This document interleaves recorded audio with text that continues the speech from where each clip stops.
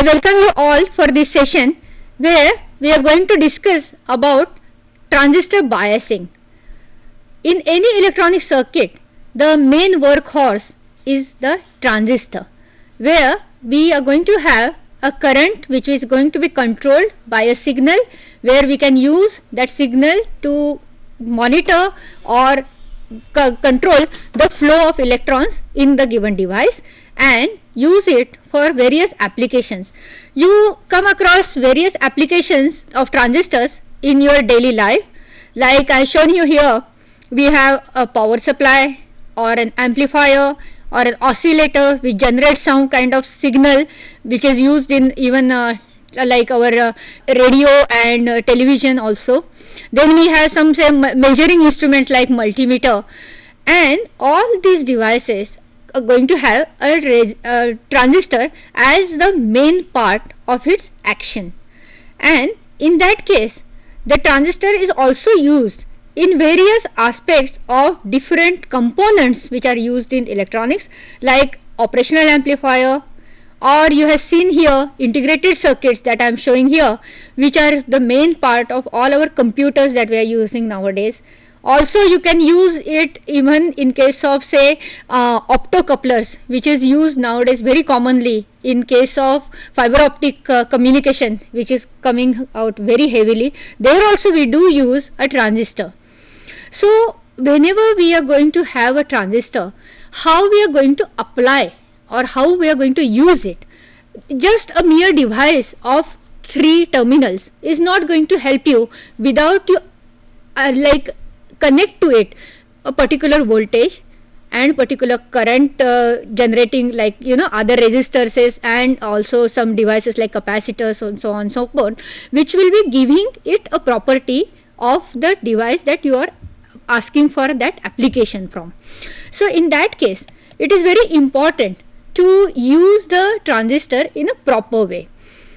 If you see the application, then you can classify them in very like 2 broad areas. One is analog application. Analog application of transistor involves say amplifiers, power supplies, oscillators, where we are going to have voltages and currents which are like varying with time in a very continuous way, and these are the circuits which are used daily in our radio, television, mobile phones, so on and so forth. Oscillators, as I told you, are the generators used for the signal generation as well as for modulation. That is very important part of any of the electronic communication system. Another most important nowadays is the digital application. Digital application of a transistor has taken the world into a big stride now, because if you know, the digital circuits are the ones which are the workhorse which are actually driving all our computers. So digital applications essentially have only 2 states, high or low. So if it is like effectively a switch, so you can use a transistor as a switch, something to make on or off. Also you can have some gates. Gates are some logic circuits where you can generate some signals which are dependent on some signals which are you're giving inside, and if you have say 2 high, then you can get like 2 on states result into an on state. However, 1 on and 1 off results into off state, so on and so forth. These are the gates which are the logic circuits, which are the main part of any of the computer applications, so the logic part of it. Also we have digital integrated circuits, which encompasses various applications like microprocessors, microcontrollers nowadays, and depending on the applications that we are going to use this transistor for, like for analog application or digital application, we have to apply the current voltage settings in a circuit, and that is exactly what is done by biasing. So what is biasing? It is a method of establishing a predetermined voltage or current at a various point of a circuit to set an appropriate operating point. Now what is an operating point? Operating point of any device is also known as a bias point or a quiescent point. Q point it is called very commonly, is a point on the DC output characteristics on a transistor where no input signal is applied. Means what? You are going to apply certain supplies, power supplies, along with certain resistors which determine the current in that circuit, and you make to operate that particular device, a transistor, in particular region of voltage and current on the characteristic curve of a transistor. This is essentially the operating range or operating point of a transistor. Now, operating point is something that is going to be determined by which application you are using this transistor for. For digital applications, you will have different type of operating point.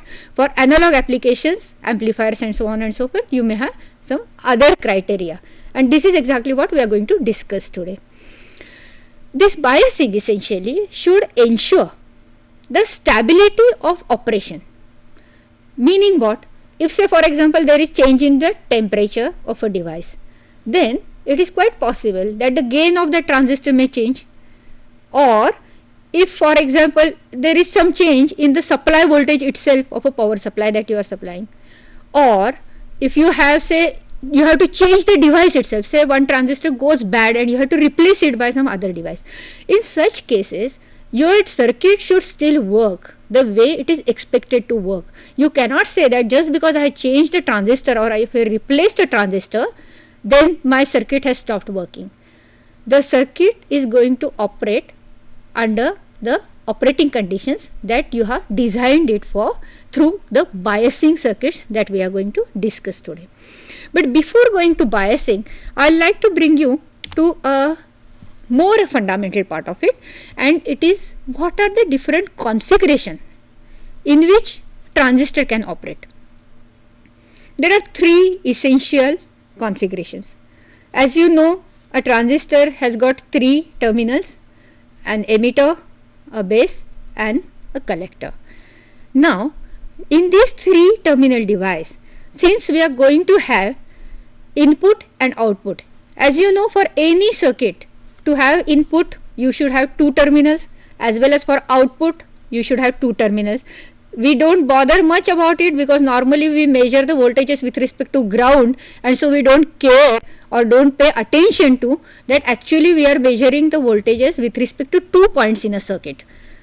So essentially now we have a three terminal device which we want to operate into a kind of four terminals, because two for input, two for output. How that can be done? It is only possible if we make any one of the three terminals common. So, applying the input voltage or the input signal to two of the terminals and taking output from the two where one of the two is common. This is what is going to be helpful in operating a three terminal device into form of a four terminal device. So, here on the slide I am showing you three possible ways in which you can use a transistor into three different type of configurations. Okay, here I'll just remind you that a transistor is normally shown with a three kind of lines. One is the one that is connected to base, another one is going to collector, and the third one is going to emitter, and this emitter is always indicated with an arrow. Okay, in case of NPN transistor, this arrow goes out.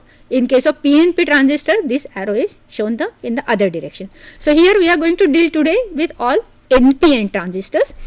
If you see here on the left hand side, it is shown as a common emitter, meaning to say you are going to apply the input between the base and the emitter, and you are going to see the output with respect to collector and emitter. You have kept the emitter common in case of input as well as output. So this is called a common emitter. This is most widely used circuit. We will be discussing in quite detail today about it. Another way is keep the base common. By keeping the base common means you apply whatever input that you want between the emitter and the base, and we are going to take the output between the collector and base. So we have kept the base common. Third possibility is a common collector. in common collector, essentially we are applying the input signal with respect to base to collector, and we are going to measure the voltage also with respect to collector to emitter. Okay, so it is a common collector configuration. Let us start with the common emitter. In common emitter configuration is as I told you, that you are going to have a signal which is going to be applied between the base and emitter, and the output which is going to be seen between the collector and emitter. Okay, it is most widely used configuration in amplifiers, and the current gain in this particular circuit is beta, the standard transistor current gain, whereas voltage gain is depending on the resistors that you put to make this circuit operational, that is RC upon RA. Another important aspect of this particular circuit is that the output signal, that V out, is exactly 180 degrees out of phase with respect to input. Means if the signal is going towards positive in case of input, then at output it comes into falling way. Okay, and this is why this circuit is also used even as sometimes as inverter, because you are going to have a phase inversion. Why this happens? Let's just check it out here itself. What happens is that whenever you give some signal here, it is going to give you a base current. Now that base current is going to get amplified by current factor beta and is going to come out of this circuit as a collector current, which is going to be proportional to base current in form of beta into IB, if IB is the base current. Now output, if you see here, is proportional actually to the voltage that is between the collector and ground.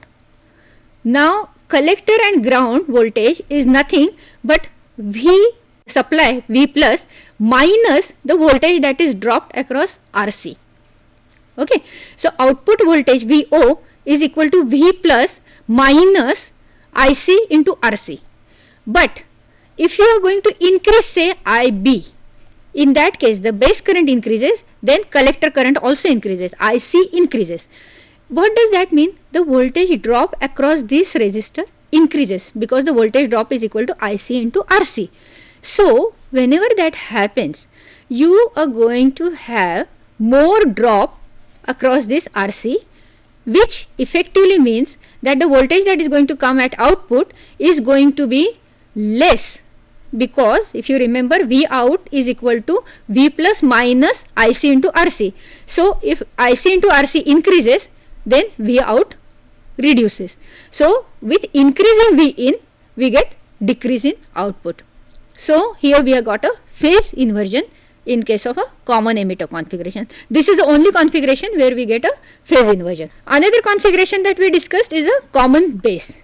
In this case, what is done is that we give the input between the emitter and base, and we see the output between the collector and the base, because base is the grounded one.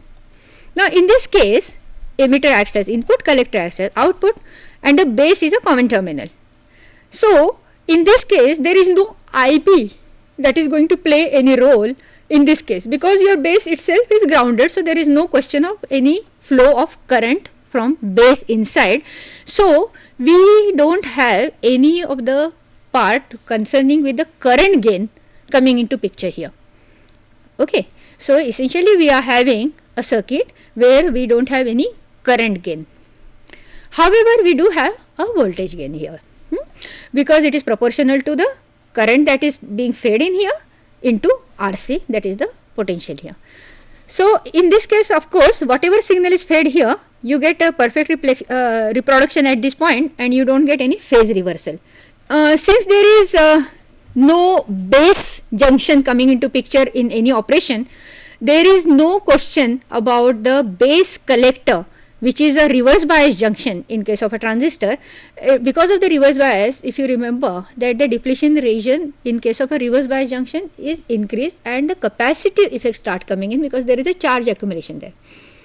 Now when in that case there is a problem about a capacitance effect which you don't want coming into and creeping into your circuit, which affects the high frequency operations.